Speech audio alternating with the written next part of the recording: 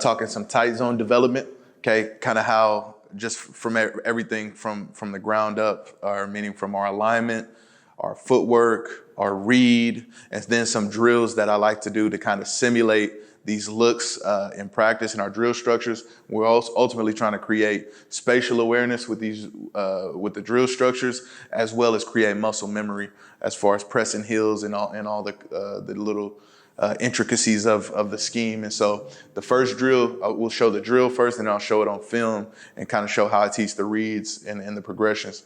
Okay, but the first thing I like to work is the wind back. I don't call it a cutback. I call it a wind back. Okay, to me, a cutback entails in the brains of the running back, hey, I want to automatically think in a more of a jump cut mindset. Sometimes, jump cut is necessary, but to me, it's not the most efficient way to get vertical. Honestly, in my opinion, the most efficient way to get vertical is a 1 foot cut. And so I try to facilitate that with our tempo to the line of scrimmage, pressing the heels of the line, and then making an abrupt 1 foot cut. Ideally, sometimes we will need to use a jump cut, but ultimately that's why I use the term wind back and not cut back. Okay, and so the biggest things where you'll see in this drill structure is a simulation of a real rep as much as possible without the defense out there. Okay, and so the key coaching points in this drill are track. We want to be square at the mesh. Okay, and I'll explain that here when we go to our rules. We want to press the heels and we want to make a 1 foot cut. All right, so here's the drill structure I like to use, and I use this I manipulate it for whatever scheme or whatever entry point I want to work within the scheme. And so here we're working that wind back. All right, so as you see our alignment, this is where our base alignment would be, which would be outside foot on inside foot of the tackle. Okay, we want to open, crossover, and then we want to be square at the mesh. All right, the reason why we want to be square at the mesh is because we don't want to disqualify ourselves from a cut on the field. And so I should be able to go backside A, B, C, D gap, or front side A, B, C, or D gap. That's why it's necessary to always have my shoulders square. Okay, so these agiles are representation of the line. We're trying to create spatial awareness with their feet, and I like these pop-ups to kind of give them vertical awareness, meaning we get these guys from high school, they think there has to be this huge gap in order for them to feel comfortable getting vertical. And so sometimes I try to exaggerate the structure in a way that it forces them to understand, like if I just get skinny, that might be my best option vertically. And so everything we do is with a vertical mentality. And so that's kind of just giving you an understanding of the drill structure. And so the things we're working, ideally we want to go through our full progression. And so we start with our alignment, and then we work our track, square at the mesh, and then we want to press the heels. Okay, so we got our center guard double team, and we're working the press. And we want to always say we want to exaggerate the press in the drill work. So we're exaggerating this press to the agile, which will represent the O-line. And then we want to try to get skinny here. Okay, this is probably the first day we did it, where it kind of created a structure that they didn't really have to exaggerate getting skinny. But you'll see as we go, I try to make it tough on them. Okay, but we're just working that entry point. Okay, so you see here, and we're being efficient within space. And so here he's hugging this block, trying to maximize the space between him and the next defender. And so you'll see that we go through our full track. Okay, open crossover, square at the mesh, and then we want to press it and then make a 1 foot cut, ideally on our wind back. Okay, it's a wind back and not a cut back.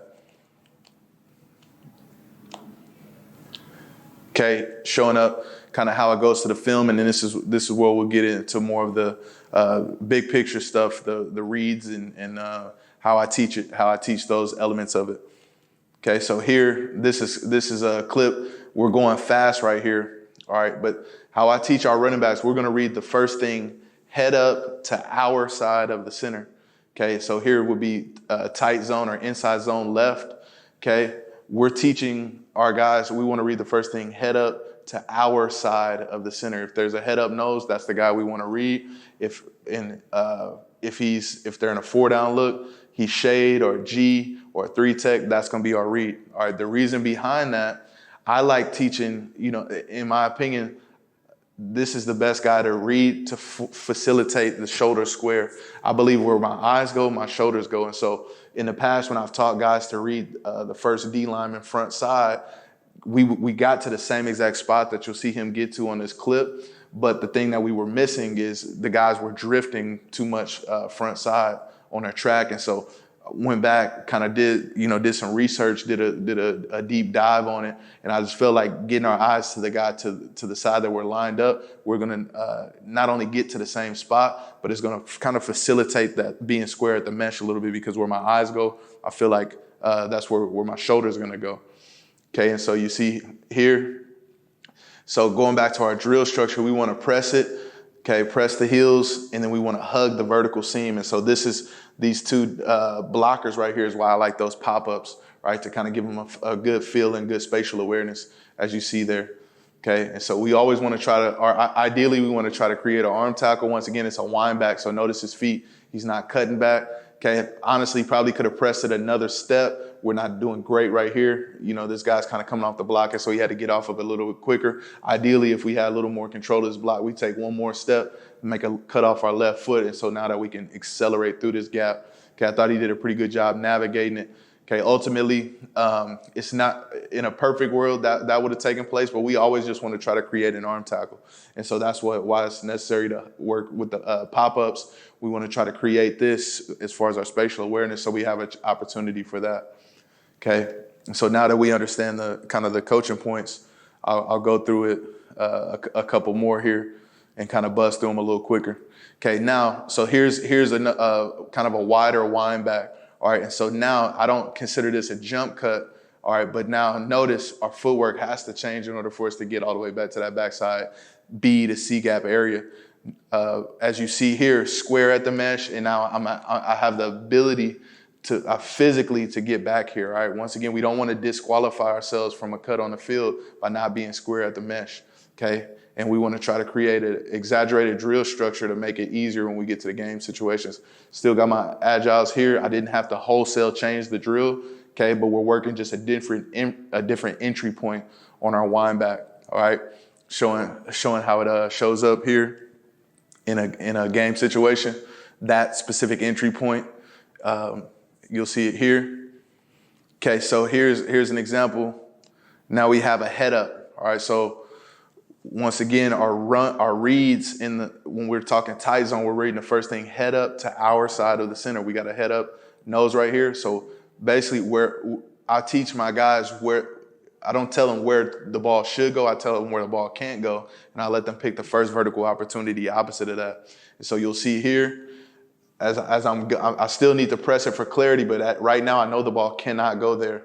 So where's my first vertical opportunity? Here it is right here. Okay, I always want them to go through a vertical progression. I don't want them to just pick a vertical opportunity. I want them to pick the first vertical opportunity.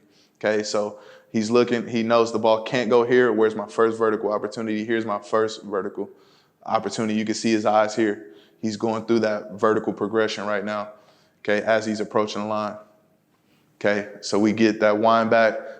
Okay, no need for an actual jump cut here, and then we end up exploiting that area that the defense voided.